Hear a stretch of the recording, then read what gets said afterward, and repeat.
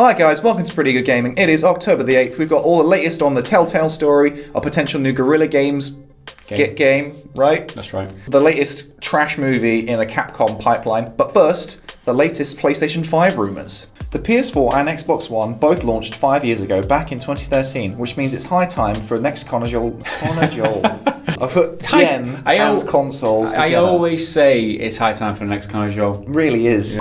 Which means it's high time for next-gen console details to get thrown into the rumour mill. However, these rumours don't come from some anonymous source claiming to have access to an Xbox 720 dev kit. No, instead it's Sony themselves who have ignited rumours regarding the obviously titled PlayStation 5. On October the 2nd, Sony published a patent, whatever you want to call it, for what they describe as remastering by emulation. What does this mean exactly? The patent involves a form of emulation that will replace textures from old games, optimizing them for modern displays. That's right, it appears that Sony are working on backwards compatibility, something that the Xbox One has had over the PS4 for some time now. The patent also details that remastering of old titles won't just affect the textures, but also the game's audio files. Due to the timing of this patent being published, many have been quick to assume that this must be technology that will show up in the PlayStation 5. There is, however, a big gap between the date when this was published, October of this year, and the date when it was filed back in November of 2016. It appears the way that this patent works, patent, is that it takes the textures that are already in the older games and emulates them or changes them and makes them look better. Very cool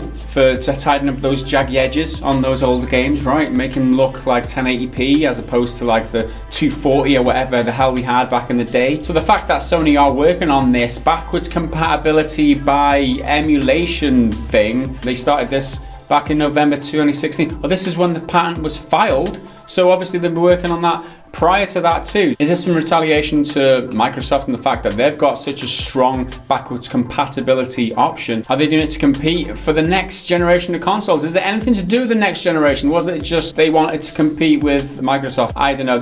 I don't think there's anything that can be gleaned from this, and you can't make any assumptions to say that this is for the next generation of consoles. It's a jump. Maybe it is. Or maybe it isn't. There's just nothing here to say that that is the case. And why are we even talking about the next generation consoles anyway? It's something completely separate. But I don't know. This is just gaming news sphere, I guess. News, innit? That mouth fart summed up pretty succinctly. I still want to play MGS1 without the boxy head. I want to have Snake look like Snake, but keep the head bobbing every time he says anything. Yeah, that's Metal Gear.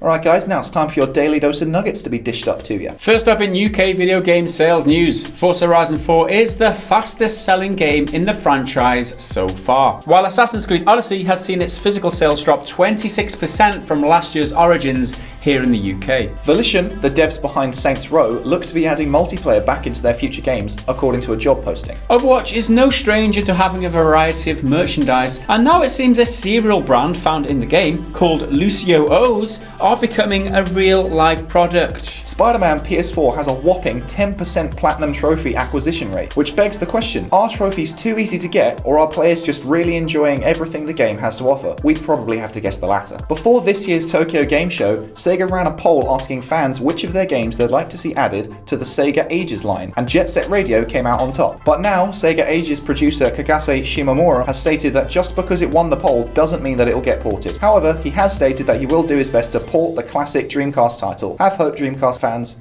all four of you. I'm one of them. I like the Dreamcast. It's great. Sonic Adventure 1 and 2 were dope. Loved it. Yeah, I liked it too. So that's two of us. That's 50%. If you're out there somewhere, come have a beer. Dreams for PS4, the game about making games, got a brand new campaign gameplay video. The Forge DLC for Shadow of the Tomb Raider will launch on November the 13th for $4.99. The quote 2.5D dynamic vehicular combat action platformer game, Street Rats, will launch on PlayStation 4, Xbox One, Windows PC on November the 7th, $19.99. System Shock Remastered is now available to play in alpha. The game is expected to release in 2020 on PS4, Xbox One, PC, Mac and Linux. Oh, look at that, you're reading a half-formed sentence. I'm clever, mate. That's professional. I can read backwards and everything. Well, that's because it's Welsh, isn't it? It is reading backwards. Yeah. Metal Gear. Yeah, let's move on quickly, right? Henry. A fan has built a full-scale replica of Metal Gear Solid's Shadow Moses Island in LEGO Worlds after 30 hours of work, which was mostly drawn from memory. Okay, so that was it for your nuggets. Make sure you check down below for links in the description so you can read up on all these fantastic stories. Okay, let's move on to our next story before I start teaching Welsh to Henry, and you won't be happy with that, right? That'd be great. Rosetta Stone right here. After the news that Telltale Games had to let go of most of their employees over the last few weeks, the future of the remaining episodes of The Walking Dead game was left unclear. It now looks like Skybound Games, owned by Robert Kirkman, who is of course the creator of the original Walking Dead comic book series, will be taking over production. This was announced at New York Comic Con during the convention's The Walking Dead panel, where Kirkman gave the announcement himself, saying, quote, "We've successfully negotiated with Telltale Games for our company Skybound to come in and see Season 4 of the Telltale game to completion. We can't lose Andrew Lincoln and Clementine in the same year." British actor Andrew Lincoln plays the lead role of Rick Grimes in AMC's TV adaptation of The Walking Dead, while Clementine is the lead character from Telltale's core Walking Dead series. Skybound has been connected with Telltale since their first season of The Walking Dead, but still consider themselves fans just as much as anyone else playing the game, stating, "We're going to do right by you, and also for ourselves because we want to play it too." Skybound is a multi-platform entertainment company. Oh, wow. We'll have to bleep that one out. I was going to say company, but I ended up saying the worst swear. The worst. You didn't hear it because I bleeped it, but that was a bad swear. Entertainment. I'm sure they're not that bad. No, they're pretty cool, I guess. Fucking hell. Skybound is a multi-platform entertainment company founded in 2010 by Kirkman and David Alpert. It is an imprint of Image Comics, home of the Walking Dead TV series as well as the original comic books. The video game branch of the company is primarily focused on indies, having published console versions of titles such as The Long Dark and Slime Rancher in the past. With the series returning to its creator, there is hope that the game can still survive Telltale's apocalypse. You know, because there's zombies, right? And it's been in the apocalypse, yeah. Even if he's Welsh. His daft language. Oh wow, I don't know how much more of this I can say. Okay, what have we got to say about the apocalypse? Kind of the best place for it to end up. Yeah. Say that, Henry. Say that. And stop ragging on Wales.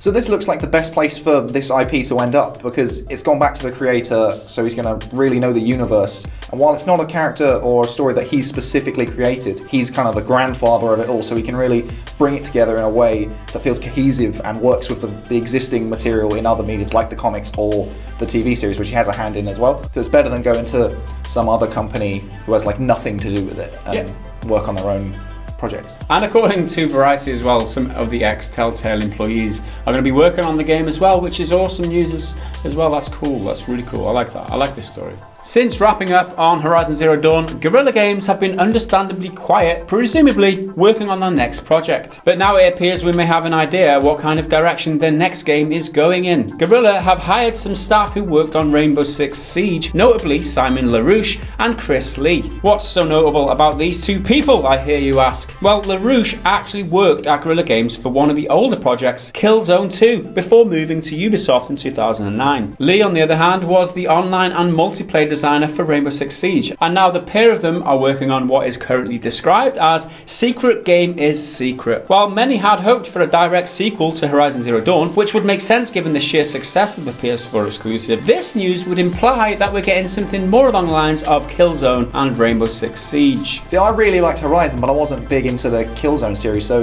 if it is a Horizon sequel, I'm fully on board with that. But if not, they're a good studio, so it's still interesting to see what's coming up. While this might indicate that they're working on a multiplayer type game or first-person shooter, might be like that Killzone is, it doesn't exclude the possibility that maybe they're working on two games at once. They took on a load of people back in May, and apparently one of those positions was a senior hard surface concept artist to develop 2D and 3D mechanical creature designs. Now, unless they're bringing robot dinosaurs into the Killzone series, you pretty much money on that they're working on something Horizon related. They're a big enough studio now, they're probably big enough to be working on two games at once. It could be something completely different anyway, because Horizon is very different to Killzone. So they could just be like, screw it, we're going to do a top-down D&D tabletop game or something. They could. They can do what they want. For some strange reason, video game movies are still a thing. We're already getting the Ryan Reynolds-led Detective Pikachu movie, as well as a Sonic the Hedgehog movie next year, and now other big studios are jumping on the bandwagon with their franchises. Despite having recently received an animated TV show which already bombed critically, Capcom have announced a live-action Mega Man movie. The film will be written by Henry Joost and Ariel Schumann and produced by Masaoka, best known for his role as Hiro Nakamura in Heroes. Details are currently scarce on what the movie will entail, but Capcom have said that it will stay true to Mega Man lore lore and appeal to gamers and non-gamers alike, but perhaps not to an anime fan on Promno. And believe it or not, this wasn't Capcom's only film announcement. A movie based on the increasingly popular Monster Hunter franchise is also being produced. It will be directed by Paul W.S. Anderson, who worked on the live-action Resident Evil movies, Capcom's other big attempt at a movie adaptation. And if the 6, that's right, 6 Resident Evil movies are any indication of how the Monster Hunter movie will go down, we suggest keeping your expectations very, very low. I mean, I don't know, that's a bit harsh. First couple of Resident Evil movies are quite good. CGI one, Resident Evil Damnation with Leon, that's cool. CGI, not live action. Cool. It's not bad. I'm training myself to talk posh. Oh, don't bother. I've regressed. I used to be much more well-spoken than I am now. It's called glottal stops. That's when you say water instead of water. Right. I do it all the time. On any of the videos my mum's watched, she shouted at me about it. So I did it there. I said shouted. Is she going to be scrutinising everything I say? She's our top commenters. Like, these guys are faggots. Or like, they're beta male douchebags or whatever. She hates us.